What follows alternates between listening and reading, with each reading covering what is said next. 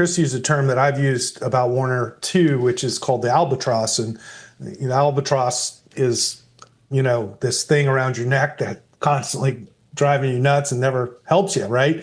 I think it was Rime of the Ancient Mariner where that book was, the albatross was from. But the reality is Warner has never made anybody any money ever since the old days, since Stephen Ross started it, And so every buyer of Warner Brothers has regretted it. And I think the buyer of Warner Brothers here will ultimately regret paying what they're paying for this, because this is really a battle for control of the last piece of asset, on the monopoly board of Hollywood. And it's a pretty good asset, but it's a difficult one at best. And Netflix didn't need it. But the last thing they were going to do was cede all those assets to Paramount and really create a real competitor to them by letting Zaslav and Ellison team up against Netflix. So in the end, now they're both paying a ton for it. The Netflix deal is better structured and it has much lower cost of capital and it involves stock. And I think it's just a better deal for. And they're not getting those legacy. They wouldn't be getting the legacy TV networks. Yeah, either. You don't get the legacy cable. The only reason Ellison wants the legacy cable is to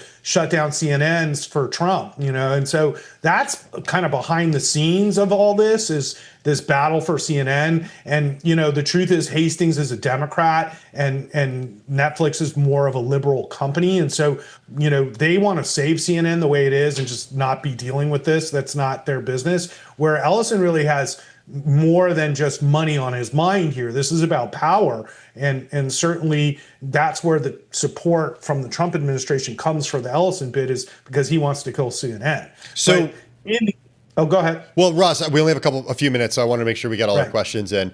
On the Netflix side of things, if Netflix doesn't succeed in getting this, is that seen, in your view, as ultimately a win for shareholders? After all, Netflix shares are lower after making this bid for Warner Brothers Discovery. I've made a lot of money in Netflix stock over the last decade, and I love the company, and I think it's one of the best assets you could own. But we sold some of our Netflix when this deal went down because the valuation of Netflix is predicated on the business model that they have today. And by buying Warner's, if they succeed, it changes the business model. And I think they deserve a lower PE ratio if they're going to be a traditional studio with all this clunkiness and also lack of clarity of what that future brings. Now, they can make great movies and it's a huge success, or they can make crap and it's a big loss, But we saw what happened at Disney after they absorbed Fox. It was much harder than anybody thought to make this profitable. And now they finally are getting it together. This is years later.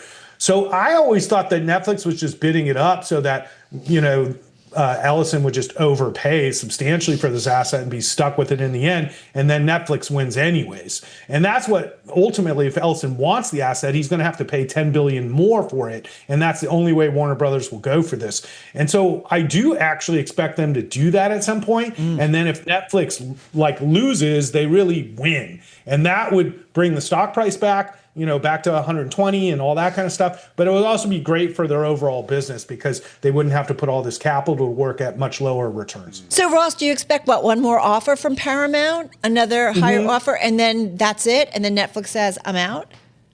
Well, I think that, they got, Daddy Ellison to sign off and say, I'll pay for this if my kid actually gets this deal. Not just say I'm going to pay for it, I'm actually going to pay for it. And then secondly, what's another $10 billion to the Ellisons? When you're worth hundreds of billions of dollars, another $10 billion is I don't know, a pizza, cost to them. So I think the real issue is they're vastly overpaying for the asset, even at $100 billion. So it's just like $10 billion down the drain that goes to Zaslav. And boy, these payoffs that Zaslav and the executives getting are for hundreds of millions of dollars. So something's going to happen. And I just don't see Ellison going away that easy. And I think Netflix would be satisfied with them vastly overpaying and walking away. Hey. But we'll see. I've been wrong. I was wrong about this in the beginning because I didn't think Netflix would bid.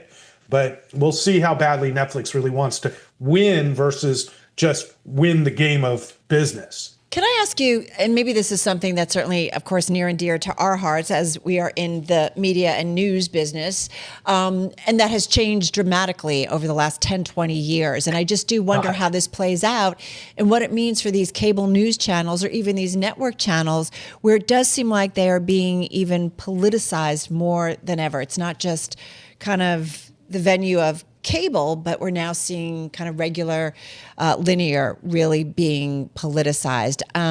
The problems in that as we think about the importance of news and media in our world. Or is it not so important because everybody's on social media, although that has its problems too? Right. So, you know where a lot of people are watching your Bloomberg is on YouTube. And I know you guys have a YouTube channel that's very active because I get all these alerts of every time you post my stuff on YouTube. And we all know that media organizations are smart to be reposting stuff on YouTube because that's where people are watching. And by that matter, I'm a big Google investor as well. Yeah. But I think when you look at people my age or below, the way people consume media is 100% different, news media, than my age or above. You know, so my mom is still watching CNN, you know, but nobody I know who is younger watches CNN unless they're in an airport. So that's when I get most of the calls from my friends is when I'm on CNN is when they're in the airport. And they're like, oh, I saw you in the airport. You know, and I'm like, wow, that's great. And the other place I'm really popular is in gyms and country clubs where they still watch CNBC or have it on. But in real life, when I'm on a YouTube show, 100 people are like, oh, I saw your YouTube show and da-da-da-da-da. So the world has changed and the media landscape is changing. Cable is dead. It's just a dying thing. So if I'm a news organization, I have to repurpose my content for social media and have 5 or 6 different platforms that I'm putting out my content. And then I'll get the result that I want by having enough views. But just being on cable TV is... So Russ, we only have 30 seconds left and then we're going to do some news and then we'll come back and get more time with you on Tesla. But if that's the case, then what happens if Paramount doesn't get the bid, Netflix does? What happens to the cable assets, very briefly? Well, it'll be spun off like Versant, and Versant is the Comcast cable assets, and you know where that goes, where these ships with no future go. I don't know, but it's smart for those companies to jettison those declining yet profitable assets because in 5 years, maybe less, they'll probably be worth almost nothing.